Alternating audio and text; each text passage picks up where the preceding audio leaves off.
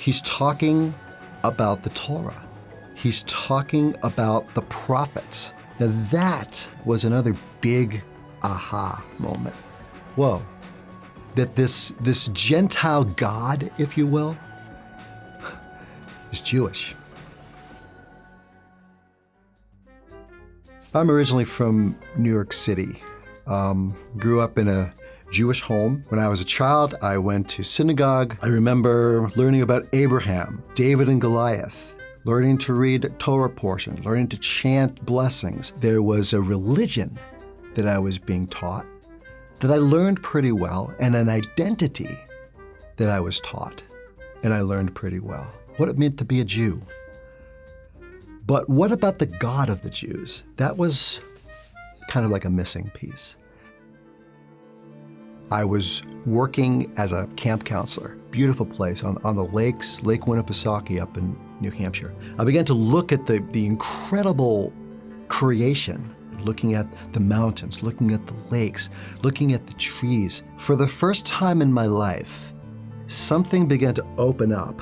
There's no way that this could have happened just by itself.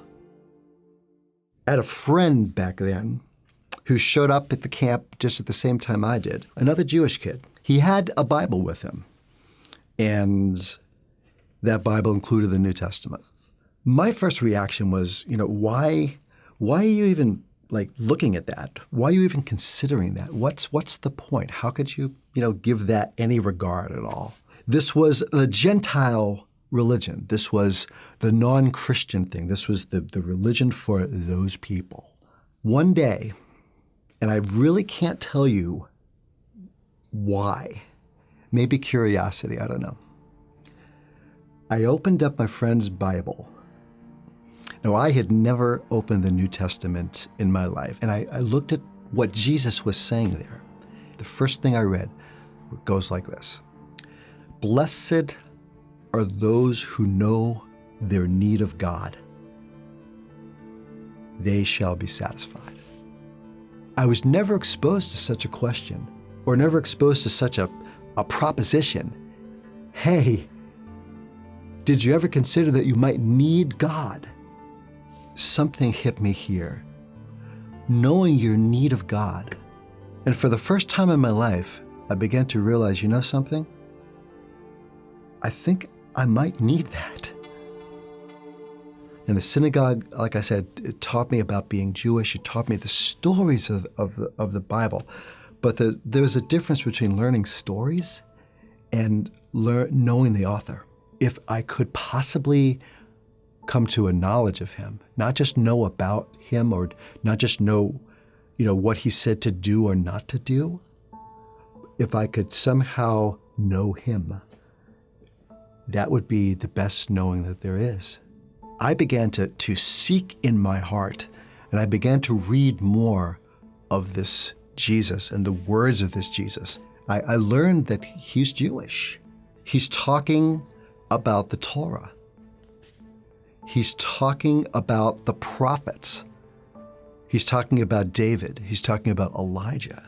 I was reading the words of a rabbi. This was not what I expected, opening up the Gentile Bible. He was addressing issues of my heart, how I should relate to other people, how God is so righteous and holy, and that he wants me in my heart to be righteous and holy. I know that I'm impure. I know that I'm not right. I know that there's so much imperfection, but I also see this perfection before me, this beauty before me. And I read in the Hebrew Bible how God's messenger, God's servant, was wounded. He was bruised for our iniquities, sins. Something had happened. Something had turned my heart around, and I became open to God and the fulfillment of everything that my upbringing pointed to. I was second semester in school. There was nobody in the dormitory room but me. And I had been reading and soaking it all in, thinking about it and mulling over this for months. But I got up from my bed, stood up, and I said to myself, I might as well just admit it. I believe this. This is who I am. I felt something, like physically, come over me. The top of my head and kind of going down. It was real. It was there. It was like almost physically you could feel it, but I knew that it was kind of like the air. You couldn't grasp it, but it was there. Came down. But most importantly, what this was saying to me, I remembered as clear as day. It was saying to me, son, what you have just said is the truth. As a Jew believing in the Jewish Messiah, I'm more complete as a Jew than I ever was.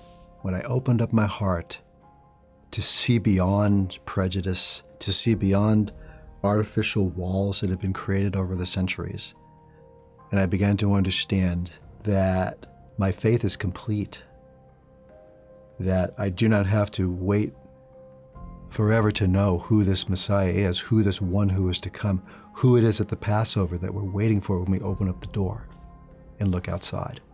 I know who he is.